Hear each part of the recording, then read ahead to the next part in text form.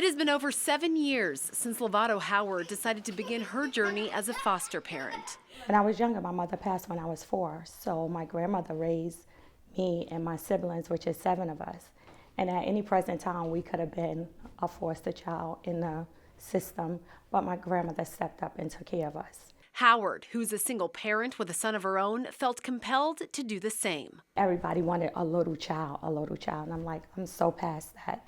So I said, you know what, let me try a teenager, because I know when I was a teenager, everybody kept saying, oh, you know, these teenagers out of control, but you can get them back where you want. Working with the New York Foundling, Howard began opening up her home to older children in need of a place to call home. It started out with girls, and then next thing you know, I got a son. And it was hard for me to say no when they call you, because they'll call you and ask you and give you the gist of the kids. I got a son, I got a daughter. Then next thing you know, I was like, the boys is easier, because it seemed like they want to connect. They want that mother figure. And being a mother figure is what Howard was able to do for over 20 children of all ages. My 3-bedroom home turned to a 6-bedroom home. My 2 daughters that I did adopt, they was with me from 12, one is 17. The other one, she was with me from 15. She's 21. She's in airline steward school now. Juline, say hi to the camera. Hi. To see my daughter, 12 years old, in the last grade she finished in Haiti was the 4th, and she's 17 now, and she's graduating.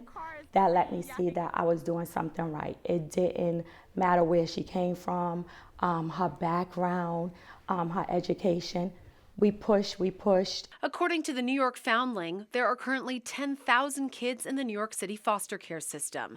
For Juline and Luvato's other children, having a place to call home and a mother to call their own has been one of the best gifts in life. I feel lucky because some kids that's like in my situation, they come from abusive places where they've been treated bad and stuff. I'm lucky to have her.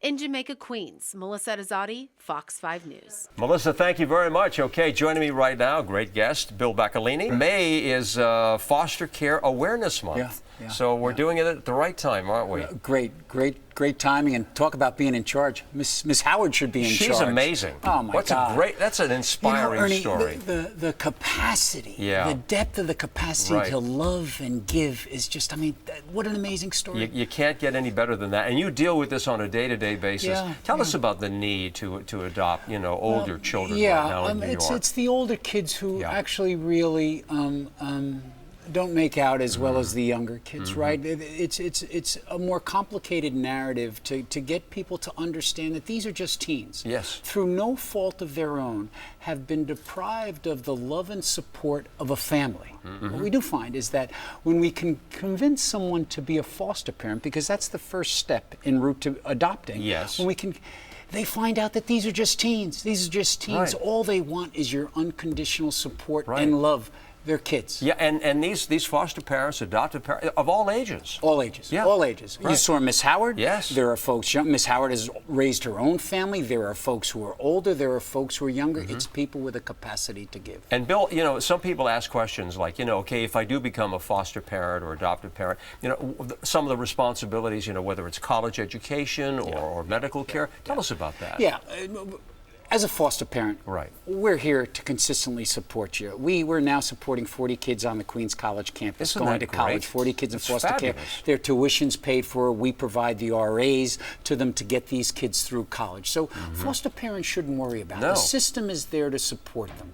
And even after you adopt, there are adoption subsidies that will stay with you until the young person reaches 21. So we'll be there for you. We're 2,000 staff strong. We'll be there for you. We're not going anywhere. What kind of feedback do you get? People who have adopted these children and share their stories like we just heard. Like Miss Howard. Yeah. At the end of the day, while people will say, I was nervous at first, at the end of it, I've gotten more than I've given. Good. And that's what these kids will do to you. Good, yeah. Now, I know you have a website. Foundling.org. Yeah, we got it up on the board right now. People go there, they want to know more about adopting a child and information that they should have. Share that with us.